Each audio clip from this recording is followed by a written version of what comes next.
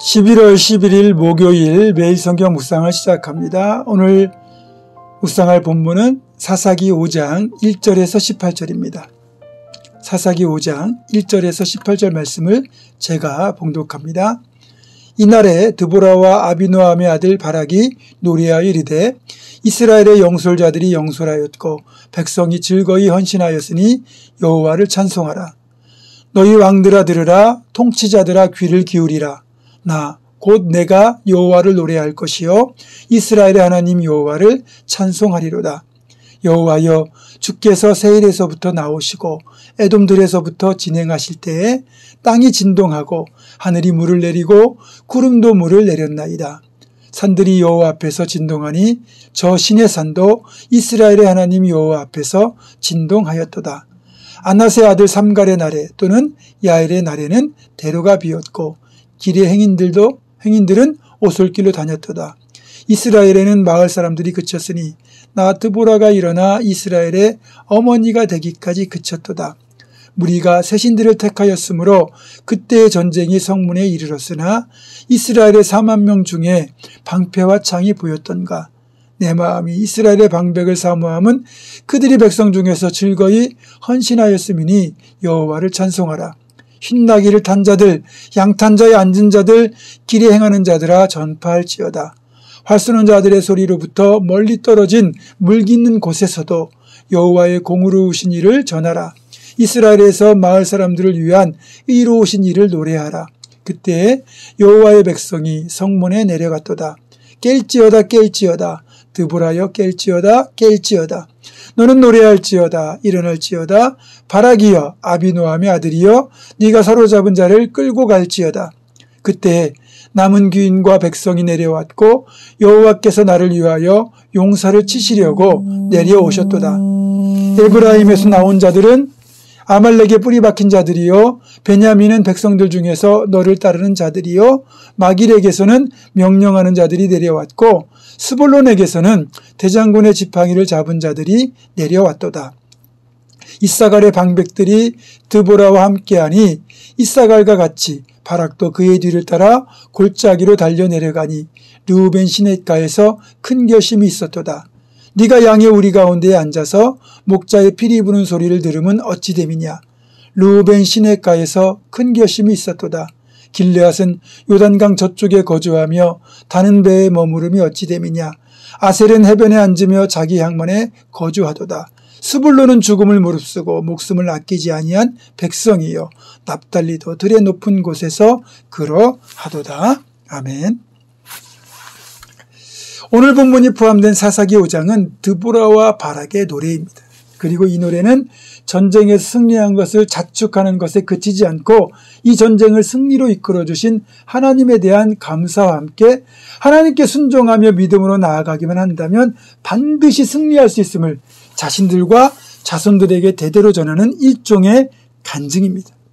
다시 말하면 드보라와 바락이 지은 이 노래는 가나안 왕 야빈의 압제에서 이스라엘을 건져내신 하나님의 위대한 구원의 역사를 찬양하는 동시에 이스라엘 자손들에게 이런 놀라운 구원을 행하시는 하나님만 의지할 것을 교훈하는 노래가 되는 거죠.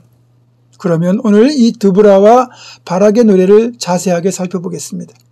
드보라와 바락은 이 노래를 시작하며 먼저 여호와 하나님을 찬양합니다. 2절입니다. 여호와를 찬송하라. 3절에도 내가 여호와를 노래할 것이요 이스라엘 하나님 여호와를 찬송하리로다.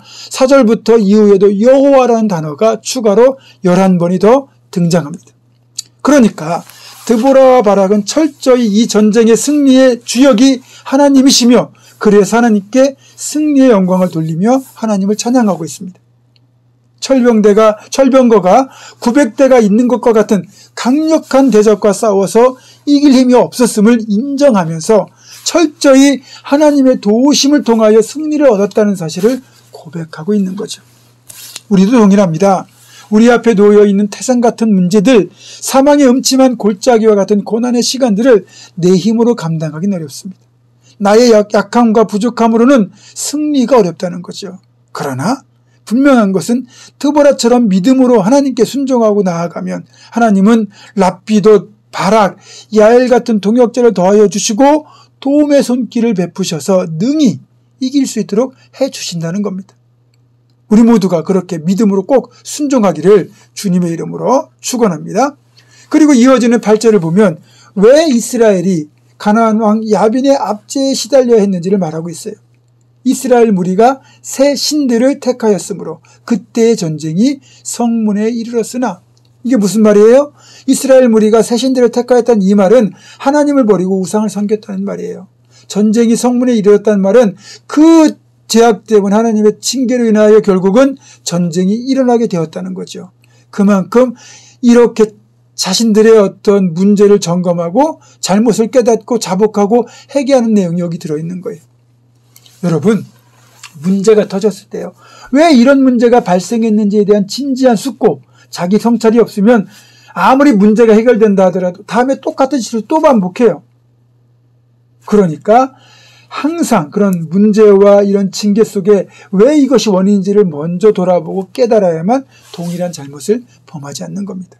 그런데 이 노래를 보니까 드보라가 이렇게 목숨 걸고 싸울 때 드보라와 함께 했던 동역자들, 헌신자들이 있는가 하면 반대로 나 몰라라 하면서 외면했던 이들도 있었다는 거죠.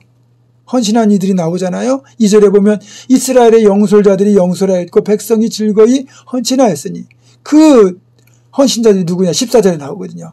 에브라임, 베냐민, 마길, 스불론, 이사갈, 르우벤, 납달리 지파까지 이 드보라의 대열에 동참했다는 걸 알 수 있어요. 이들이 모두 드보라의 동역자, 하나님의 동역자인 거죠. 하지만 17절에 보면 드보라의 외침을 외면했던 이들이 있어요. 길르앗은 요단강 저쪽에 거주하며 타는 배에 머무름이 어찌 됨이냐? 아셀은 해변에 앉으며 자기 항만에 거주하도다. 그렇다면 길르앗, 단, 아셀은 동참하지 않았다는 거죠. 참 마음이 아파요. 목숨 걸고 싸우는 이가 있는가 하면 외면하는 이들이 있죠. 목숨 걸고 싸운 이들 때문에 자유와 평화를 되찾고 삶이 회복되는 건데, 그렇게 외면하고 불온차가고 있다가 무임승차하는 이들이 있다는 거죠. 여러분, 이렇게 공동체가 하나 되어야 될 상황에서도 나 몰라라 외면하는 분들을 비난할 마음은 없지만 적어도 이런 생각이 듭니다. 나는 이런 사람은 되지 말아야지. 바라기는 여러분은 드보라와 함께 목숨 걸고 싸워준 그 사람들처럼 모든 일에 동참하는 동역자가 되어주시기 바랍니다. 이제 곧 새롭게 이제 임원들이 뽑히고 그럴 텐데, 누가 회장이 되든 누가 임원이 되든 누가 부장이 되든 간에 여러분이 내일인 것처럼 참여해 주신다면 드보라가 얻은 것 이상의 놀라운 열매들이 맺혀지게 될 겁니다. 내가 리더가 되든 동역자가 되든 그렇게 한마음이 되어 아름답게 참여해서 그렇게 열매 맺는 결단이 있기를 주님의 이름으로 축원합니다. 기도하겠습니다. 고마우신 하나님, 우리 모두 드보라와 바락의 순종 앞에서 목숨 걸고 동참했던 그런 동역자이 되게 하시고 나 몰라라 외면하는 이가 되지 않도록 주여 도와 주시옵소서. 예수님의 이름으로 기도하옵고, 이제는 우리 주 예수 그리스도의 은혜와 하나님의 사랑과 성령의 교통하심이 그렇게 드보라에게 동역자가 되어줬던 헌신된 이들처럼 또 하나님의 일에 기꺼이 동역자가 되어 동참할 것을 결단하는 사랑하는 모든 성도들, 이들의 삶과 가정과 생업과 앞날과 우리 교회 위에 지금부터 영원토록 함께 하시옵기를 간절히 축원하옵나이다. 아멘.